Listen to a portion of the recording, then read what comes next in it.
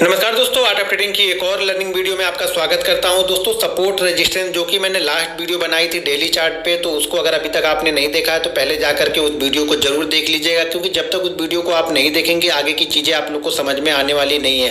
दोस्तों, आप सभी लोग को नव वर्ष की हार्दिक शुभकामनाएं। मैं भगवान से यही प्रार्थना करूंगा कि नव वर्ष आप लोगों के लिए नया सुख, समृद्धि और ऐश्वर्य लेके आए।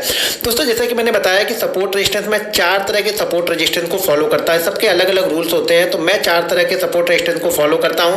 तो जो अभी हम सपोर्ट रेजिस्टेंस की बात कर रहे हैं वो बात कर रहे हैं हॉरिजॉन्टल लाइन की। हॉरिजॉन्टल लाइन की इस 5 मिनट के चार्ट पे हम किस तरीके से इंट्राडे में ट्रेड करते हैं, ये मैं 5 मिनट के चार्ट पे ज्यादातर एनालिसिस करता हूं। हॉरिजॉन्टल लाइन का ध्यान रखिएगा, हॉरिजॉन्टल लाइन की बात कर रहा हूं। जैसे ऐसे ये हॉरिजॉन्टल लाइन, इसके बीच में अगर मार्केट चल रहा है तो इस सपोर्ट रेजिस्टेंस को मैं किस किस तरीके से बाइंग कर सकता हूँ, इसके 3 से 4 तरीके से मैं इसको ट्रेड करता हूँ। तो मैं वो तीनों चारों तरीके आप लोग को बता देता हूँ। चीजों को देखिए, समझिए और सीखते रहिए।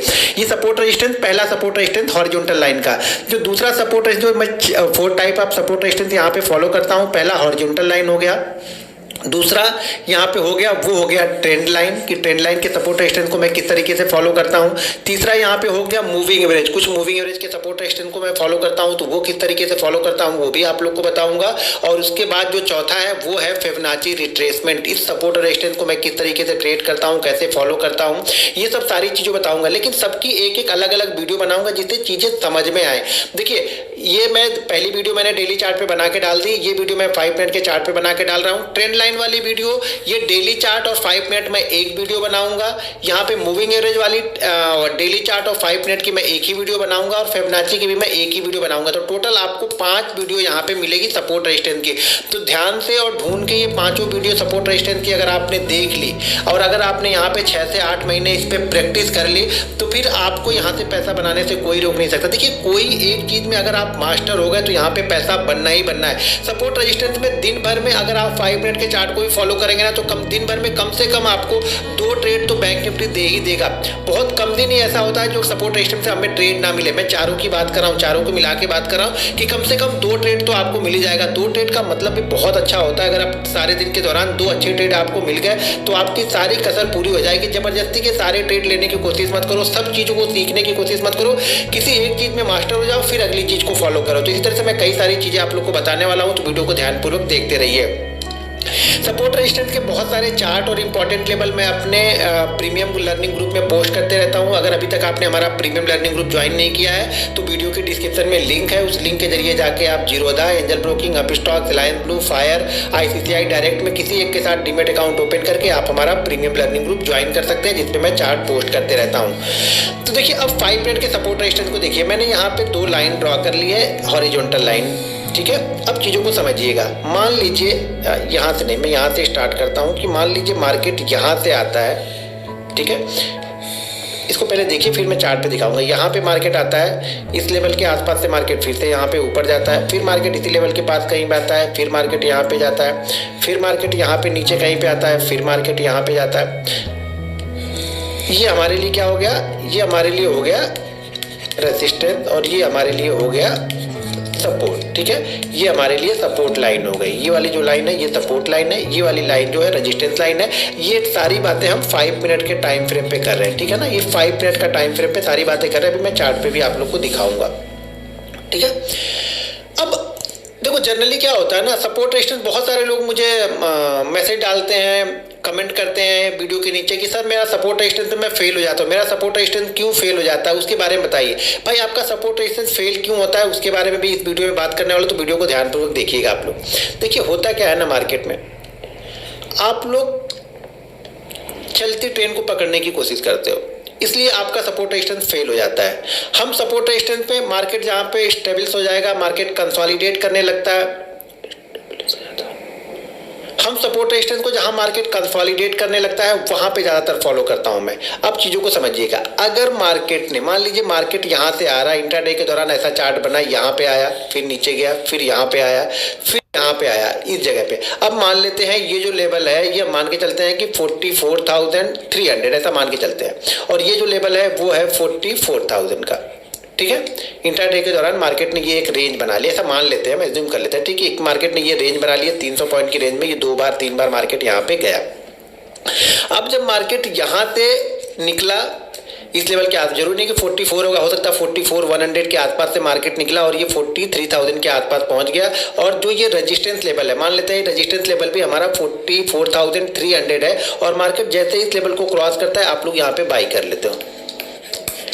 ठीक है, आप जब यहाँ पे बाइंग करते हो आपको दिख तो रहा है कि मार्केट यहाँ पे रेजिस्टेंस को क्रॉस कर रहा है, ठीक है ना, लेकिन इंट्राडे के दौरान जो आप इंट्राडे के मूव को नहीं देख रहे हो बैंक निफ्टी को, पहले ये देखना पड़ता है ना कि बैंक निफ्टी इंट्राडे में मूव करता कितना है, ऊपर से नीचे कितना मूव करता है, 200 point, 300 point, 400 point. Generally 22 trading session में से आपको ये देखना है कि मैक्सिमम टाइम ये कितने पॉइंट मूव करता है या कितने पॉइंट की रेंज बना के कितने पॉइंट मूव करता है, तभी आपको समझ में आएगा, वरना समझ में नहीं आएगा। अब हो सकता है बैंक निफ्टी सारे दिन में मूव ही 300 पॉइंट करता हो और यहाँ से ये निकला 44,000 से निकला और वापस 44,300। देखिए कभी कभी की बात नहीं कर रहा हूँ, मोस्ट ऑफ द टाइम की बात कर रहा हूँ। हमेशा उस चीज को पहले फॉलो करना जो ज्यादा से ज्यादा मार्केट फॉलो करता है, ठीक है ना। मार्केट जिस चीज को ज्यादा फॉलो करे उसको फॉलो करना है, ऐसी चीजों को फॉलो नहीं करना। मार्केट एक दिन अगर मार्केट ने 1100 पॉइंट का मूवमेंट दे दिया तो भाई मेरे वो महीने में एक आध दिन होगा या फिर 2 महीने 3 महीने में एक आध दिन होगा, उस मूव के लिए आप हर दिन उस तरीके से ट्रेड नहीं कर सकते हो, ठीक है ना। तो यहां से मार्केट निकला 44,000 से मार्केट निकला, मार्केट पहुंच गया 44,300 पे। यहां पे ये 43 का ब्रेकआउट करता है, आप यहां पे बाइंग करते हो, आप यहां पे ट्रैप हो गए, ठीक है। आपको यहाँ पे ट्रैप ही होना है। क्यों ट्रैप होना है पहले वो समझ लो। आप इसलिए ट्रैप होते हो ना क्योंकि ये 300 पॉइंट की मूवमेंट यहाँ पे कर दिया। अब मान लो मैंने यहाँ पे बाइंग किया है, आपने बाइंग किया है, आपके चाचा ने बाइंग किया है, आपके भाई ने बाइंग किया है, तो वो यहाँ पे क्या देखेगा, इस जगह के पास क्या देखेगा, वो तो यही सोचेगा कि जहाँ पे अगर इस जगह को क्रॉस करता है तो ठीक है, नहीं तो जैसे इस जगह की मोमेंटम पे ब्रेक होगा मैं यहाँ पे प्रॉफिट बुकिंग कर लूंगा, ठीक है। यहाँ पे इसने क्या किया, प्रॉफिट बुकिंग कर लिया, हमने कर लिया, आपने कर लिया, आपके भाई ने कर लिया। लेकिन बहुत सारे लोग वेट कर रहे थे कि इसको क्रॉस करेगा तब मैं लूंगा, तो उन्होंने यहाँ पे और वो ट्रैप हो गए। क्योंकि वो क्यों ट्रैप हुए कि यहाँ पे देखिए घोड़ा क्या कर रहा है, ये घोड़ा दौड़ते दौड़ते दौड़ते दौड़ते दौड़ते दौड़ते दौड़ते दौड़ते यहाँ पे पहुंचा। अब ये थकेगा घोड़ा, अब ये घोड़ा उसी रफ्तार से नहीं चलेगा क्योंकि घोड़ा दौड़ते हुए आ रहा, तो ये घोड़ा थकेगा ही थकेगा। और आप घोड़े पे दाव ही आपने तब लगाया जब घोड़ा थकने वाला है, मतलब ये 10 में से 8 बार आप फेल हो गए यहाँ पे। फिर आप बोलोगे यार सपोर्ट रेजिस्टेंस आपने बताया लेकिन सपोर्ट रेजिस्टेंस वर्क तो करता नहीं है। तो यहाँ पे अगर घोड़ा यहाँ से दौड़ते दौड़ते आ रहा है और घोड़ा इस लेवल को क्रॉस कर रहा है, मतलब अब घोड़ा थक रहा है, घोड़े की रफ्तार कम होगी, तो यहाँ पे आप ट्रैप हो गए, 100% आप ट्रैप हो गए। ये सपोर्ट रेजिस्टेंस कब वर्क करेगा अच्छी तरीके से, पहले मैं इसको हटाता हूँ।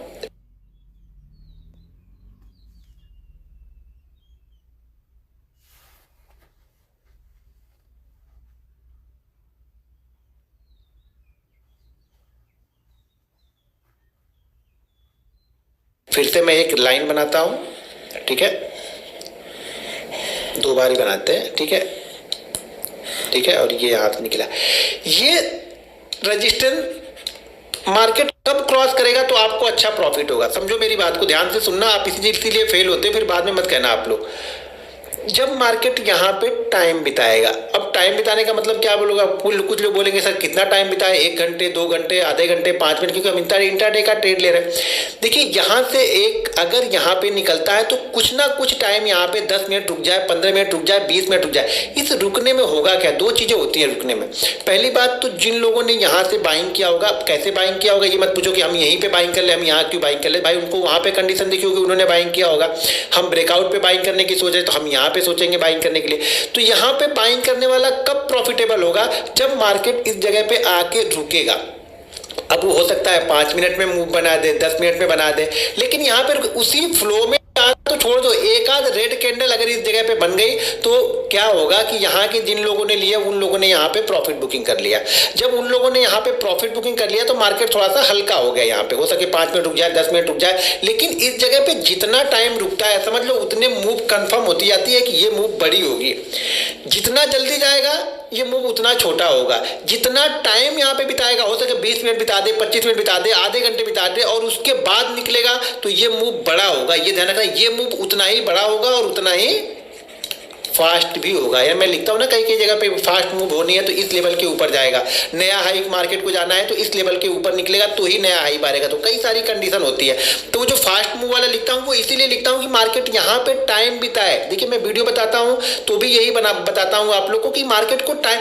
अब कुछ लोगों को लगता नहीं सर ये तो निकल गया, छूट गया, हो सकता है कभी कभी ये ट्रैप करेगा लेकिन कभी ऊपर भी चला जाएगा, लेकिन 10 में से 8 बार आपको ये कंडीशन ट्रैप करेगी। अगर ये नीचे से 250-300 पॉइंट चल के आ रहा तो यहाँ रुकना जरूरी है उसको, ठीक है। अगर यहाँ पे रुक के जा रहा तो ये 10 में से 8 बार आपको प्रॉफिट देगा। अब ये समझो यहाँ पे 10 में से 8 बार हम प्रॉफिट ले रहे हैं, यहाँ पे हम 10 में से 8 बार हम ट्रैप हो रहे हैं। ट्रैप कब हो रहा है? जब उसी फ्लो में निकल जाता है। प्रॉफिट कब 10 में से 8 बार लेंगे? जब यहाँ पे टाइम बिता के ऊपर की साइड में निकलेगा तो हम यहाँ पे प्रॉफिट बुकिंग मिलेगी, यहाँ पे हमें प्रॉफिट मिलेगा, यानी यहाँ पे हमारा ट्रेड सक्सेसफुल होगा। इसके चांसेस 80% है कि अभी यहाँ से एक नया मूवमेंट ये मारेगा, नई वैल्यू यहाँ पे ऐड होगी, नए एक बायर यहाँ पे ऐड होंगे। बहुत सारे लोग यहाँ पे जो लोग ये सोच रहे थे कि पिछली 2 बार 3 बार से यहाँ पे शॉर्ट कर रहे थे, उन लोगों ने अगर शॉर्ट किया होगा तो वो लोग भी अपनी पोजीशन को यहाँ पे कवर करेंगे। तो ये सब चीजों को समझिएगा। देखिए एक दिन का गेम नहीं है कि अगर आप ये समझें कि मैं एक दिन में आप लोग को कुछ सिखा दूं, बता दूं, कुछ ऐसी जड़ी बूटी आप लोग को सुंघा दूं जिससे आप प्रॉफिटेबल हो जाओ, तो ऐसा नहीं होगा। आपको प्रैक्टिस करनी पड़ेगी, ये चीजों को आपको ऑब्जर्व करना पड़ेगा, क्योंकि मार्केट कई बार आपको गलत साबित करेगा। मार्केट बोलेगा कि यार तुम रुक गए, देखो मैं तो निकल गया। तो इस चक्कर में क्या होता है ना, फिर आप अगली बार रुकोगे नहीं, वो उसी फ्लो में ले लोगे और आप ट्रैप हो जाओगे। तो यहाँ पे मार्केट जब निकलेगा तो हमारा ये जो जोन होता है ना, जो भी ये एक कैंडल, मान लीजिए 5 मिनट की एक ही कैंडल बनी ना, इसी एक कैंडल के नीचे मैं यहाँ पे एसएल लगा लूंगा। छोटा सा एसएल मेरा बनेगा, यहाँ पे मेरा एसएल छोटा सा बनेगा। और जैसे इसको निकालेगा, मान लीजिए ये लेवल कितना था, 42,300 है मान लो। तो जैसे ये 42,311 यानी एक राउंड फिगर ऊपर का 10.12। देखो जो भी ये रेंज बन रही होगी ना, एक ही समझ लो, ये हो सकता है कि ये रेंज बन रही होगी 42,333 की, हो सकता है ये रेंज बन रही होगी 42,378 की। तो ये जो भी रेंज बनी हो ना, ये जो भी रेंज बनी हो, उस रेंज के ऊपर वाला जो राउंड फिगर होगा ना, उसके ऊपर ही मैं लूंगा। ये राउंड फिगर वाला मत पूछना कि राउंड फिगर क्यों लेते हो, बस मुझे अच्छा लगता है राउंड फिगर, मुझे सपोर्ट करता है, मेरे माइंड में वो राउंड फिगर बच गया, इसलिए मैं राउंड फिगर को फॉलो करता हूं ज्यादातर, ठीक है। तो जैसे ये 42,377 का रेजिस्टेंस है, तो मैं कोशिश करूंगा कि 43,088 के ऊपर मार्केट निकले तो मैं यहाँ पे बाइंग कर लूं। क्लियर है? फिर मैं यहाँ पे क्या करूंगा, बाइंग कर लूंगा। लेकिन एक चीज ध्यान रखना, अगर यही कंडीशन 42,480 पे बन रही है ना, तो फिर मैं यहाँ पे टाइम बिता रहा तो भी मैं नहीं लूंगा। फिर मैं कब लूंगा, इसको 511 पे लूंगा, क्योंकि ज्यादातर जो राइटर होते हैं वो 500 वाली और 1000 वाली स्ट्राइक प्राइस पे रहते हैं बैंक निफ्टी में। तो ये चीजें आपको समझनी पड़ेगी, भले वो 30 रुपए महंगा फिर मुझे मिलेगा। जैसे लास्ट एक्सपायरी में मैंने बताया था आप लोग को कि 43,055 के ऊपर मैं लूंगा, क्योंकि 43,033 last day second last day का हाई था। तो इसलिए मैंने बताया 43,055 के ऊपर निकलेगा तो वो मूव आएगा, और उसके बाद बैंक निफ्टी 300 पॉइंट ऊपर चला गया, ठीक है। तो आप फेल नहीं होगे जब यहाँ पे ये टाइम बिताएगा। यहाँ पे बिना टाइम बिताए निकल रहा तो फिर आप ट्रैप होने वाले हो, ये ध्यान रखना। तब मैं यहाँ पे ट्रेड नहीं लूंगा। हो सकता है ये 10 में से 2 बार चलता है, बहुत अच्छा चलता है, लेकिन 8 बार मुझे ट्रैप करेगा। तो जहाँ पे मुझे लग रहा है कि मेरा 8 बार पैसा जाने वाला है, मैं वहाँ पे बाइंग नहीं करूंगा। तो इसलिए आप लोग सपोर्ट रेजिस्टेंस पे फेल होते हो, क्योंकि यहाँ पे टाइम नहीं बिताए थे। दूसरी चीजें, ये पहली कंडीशन हो गई कब, जब यहाँ से ऑलरेडी ये 200-250 पॉइंट की मूव करके आ रहा तब, ठीक है। दूसरी क्या होगी, दूसरी कंडीशन ये होगी कि ये इसी जगह पे मार्केट ट्रेड तो कर रहा है, ये सपोर्ट रेजिस्टेंस यहाँ पे बना भी रहा है। जिस तरह से हम रेजिस्टेंस को ट्रेड कर रहे हैं उसी तरह से हम सपोर्ट को भी ट्रेड करेंगे, ध्यान रखिएगा। अब हो सकता है ये मूवमेंट जो ये रेंज बन रही है, ये रेंज ही 100 पॉइंट की हो। देखिए वो बड़ी थोड़ी सी रेंज थी 200-250 पॉइंट की, वहां के लिए मैंने वो थ्योरी बताई। ये रेंज ही अगर 100 पॉइंट की है और जैसे मार्केट यहाँ से निकलता है इस जगह में, जैसे मार्केट अगर इस जगह को क्रॉस करेगा मैं यहाँ पे बाइंग कर लूंगा। यहाँ पे मैं इंतजार नहीं कर रहा हूँ कि यहाँ पे टाइम बिताए। अगर टाइम बिताया तो अच्छी बात है, ध्यान रखो, टाइम बिताया तो बहुत अच्छी बात है कि मूव हमारा कंफर्म हो रहा है कि हाँ अच्छा मूवमेंट मिलेगा।